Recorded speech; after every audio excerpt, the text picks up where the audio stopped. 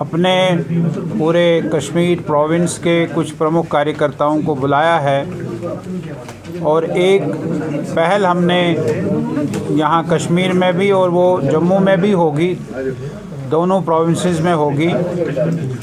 ये पहल ये होगी कि हम अपने कार्यकर्ताओं को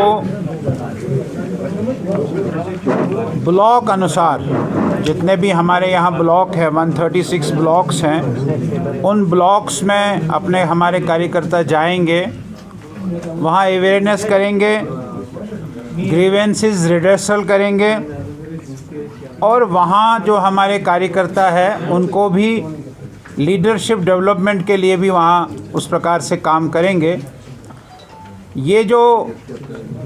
ये कार्यक्रम है, इस कार्यक्रम का नाम हमने नौ सन्स नव निर्माण ऐसा दिया है कि हम एक परिवर्तन के साथ, एक बदल के साथ हम लोग ब्लॉक्स हेडक्वार्टर्स पर जाएंगे और ये हमारी अपने कार्यकर्ताओं से अपेक्षा रहेगी। उसकी सारी स्ट्रेटजी अब अभी हम बनाने वाले हैं कि एक ब्लॉक में अगर 2 कार्यकर्ता जाते हैं तो उन्होंने 48 घंटे वहाँ रहना है, वहाँ के लोगों से बातचीत करनी है, वहाँ के इलेक्टेड रिप्रेजेंटेटिव, क्योंकि आप आज हर ब्लॉक में पंच है, सरपंच है, बीडीसी का चेयरमैन है, उनसे बातचीत करके कि वहाँ हमारी जो स्कीम्स हैं उन स्कीम्स के बारे में भी लोगों को बताएं।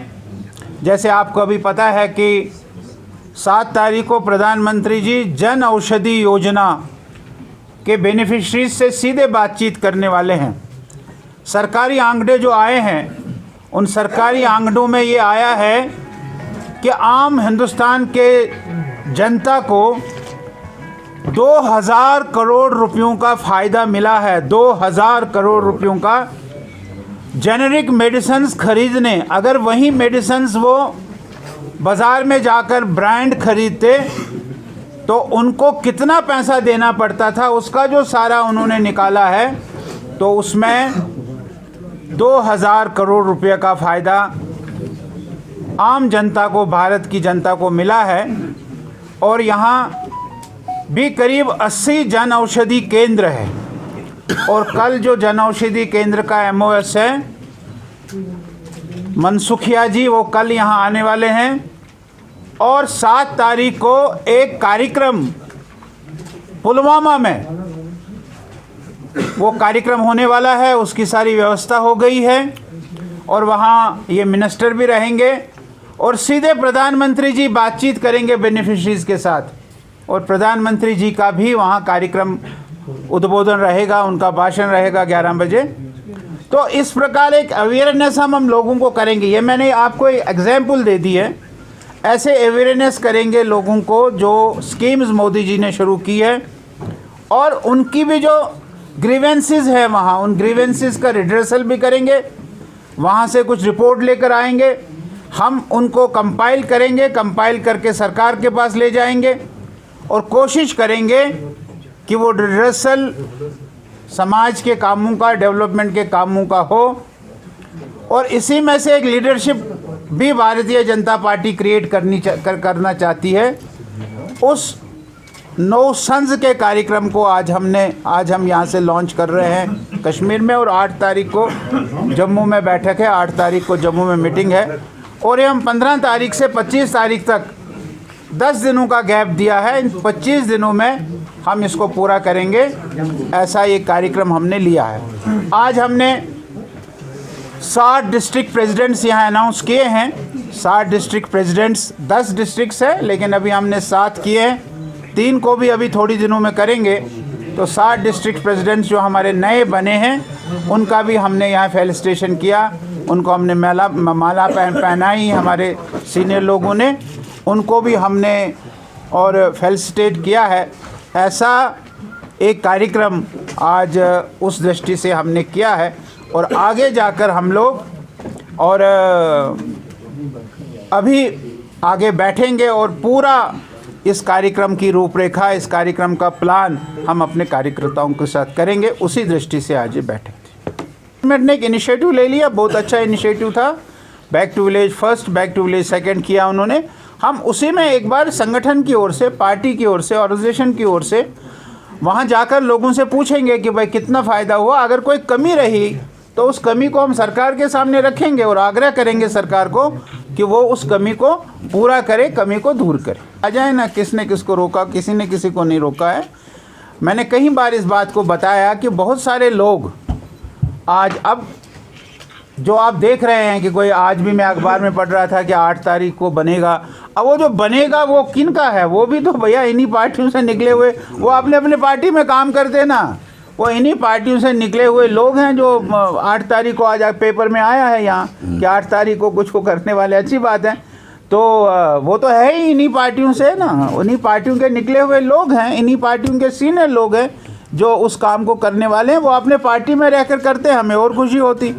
दूसरी जगह से करेंगे, हमें उससे दुगनी खुशी हो रही है, उसमें क्या बात। पॉलिटिक्स, मेरा ये कहना है कि पॉलिटिकल एक्टिविटीज़ शुरू करने के लिए किसी ने किसी को नहीं रोका, हम कर रहे हैं।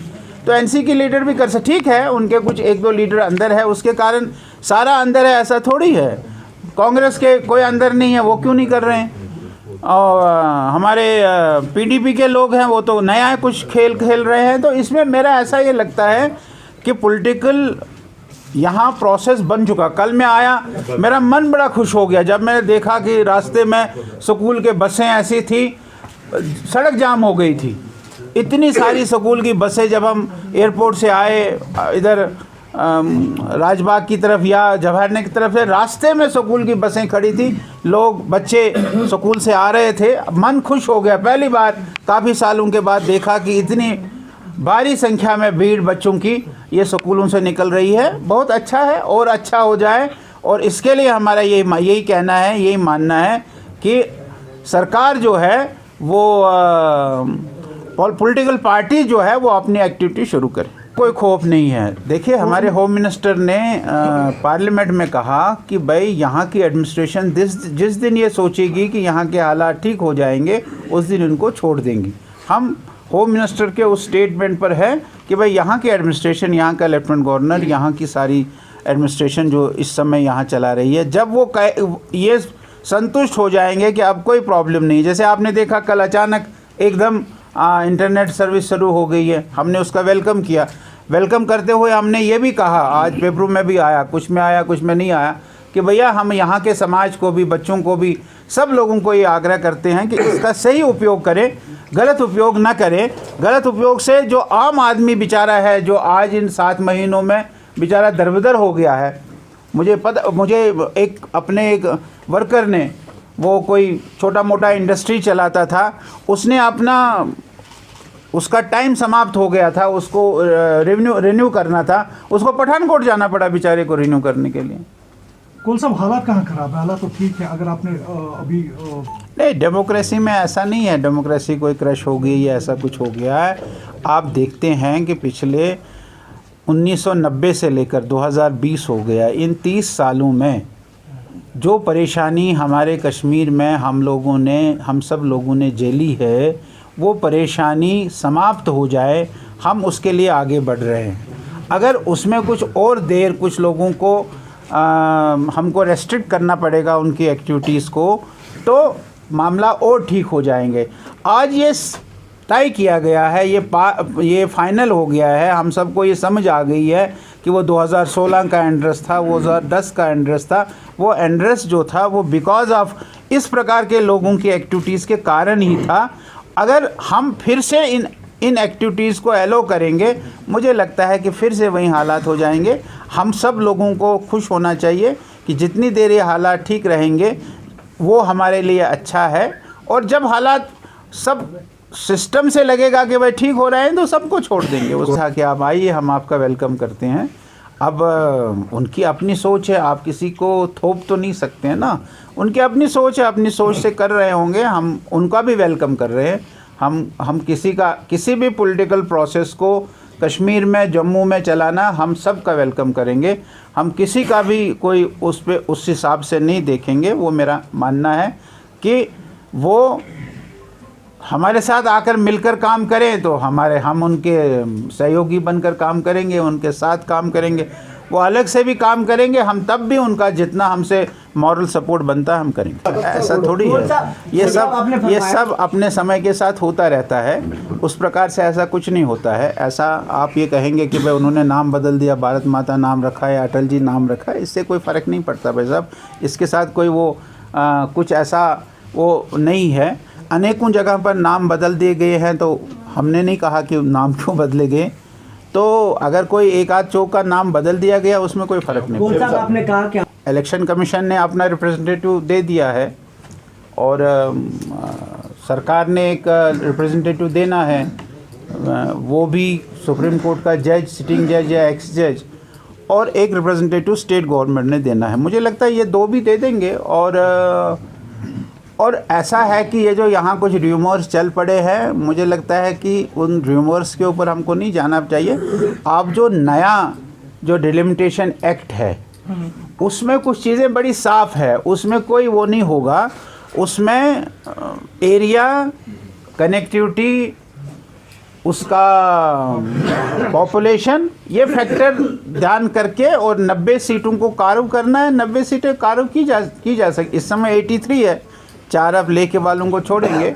83 सीट्स हैं और 7 इसमें बढ़ानी है। और वो मुझे लगता है कि वो बड़ा, कुछ लोगों का ये मानना है कि जितना जल्दी हो जाए, हम भी ये कह रहे हैं कि जितना जल्दी हो जाए बहुत अच्छा है, और चुनाव जल्दी हो जाए। और चुनाव तो होंगे, मुझे जो लगता है कि डिलिमिटेशन के बाद ही, डिलिमिटेशन से पहले तो चुनाव हो ही नहीं सकते हैं, क्योंकि 90 सीटों का चुनाव होना है, तो 83 सीटों का चुनाव तो होना नहीं है। आजकल हमारे में 83 सीट्स है, तो 90 सीट्स का चुनाव होता है। डिलिमिटेशन हो जाएगी, चुनाव होगा, और डिलिमिटेशन होना चाहिए।